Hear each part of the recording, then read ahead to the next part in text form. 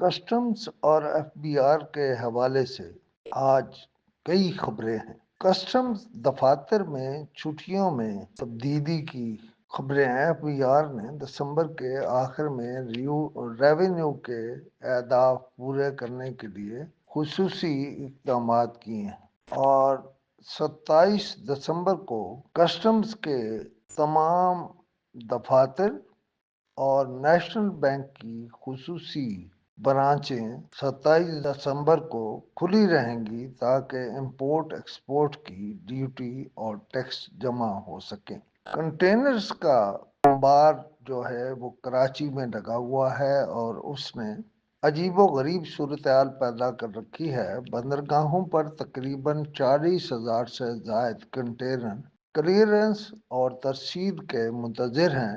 تاجروں کو خدشہ ہے کہ تاخیر کی وجہ سے انہیں بھاری ڈیمریج یعنی جرمانے ادا کرنے پڑیں گے۔ اس کی ایک ذیلی سائڈ یہ ہے کہ ہڑتال ختم ہونے کے بعد ٹرکوں کی مانگ میں اچانک اضافے کی وجہ سے مال بردار ٹرکوں کے کرائے 20,000 سے 30,000 روپے سے بڑھ کر 50,000 اور 60,000 تک پہنچ گئے ہیں۔ کراچی کی بندرگاہوں کے پی ٹی اور پورٹ قاسم پر ٹرانسپورٹرز کی ہڑتال ختم ہونے کے باوجود صورتحال تاحال کشیدہ ہے۔ پاکستان کسٹمز اور ایف بی آر سے متعلق 25 اور 26 دسمبر 2025 کی تفصیلی خبروں میں بتایا گیا ہے صدر متحدہ عرب امارات کے دورہ پاکستان کے تناظر میں اسلام آباد میں تعطیل کا اعلان کر دیا گیا ہے، جس کی وجہ سے کسٹم کے دفاتر بند ہونے اور بورڈ آف ریونیو بند ہونے کی وجہ سے لوگوں کو بے پناہ مشکلات کا سامنا ہے۔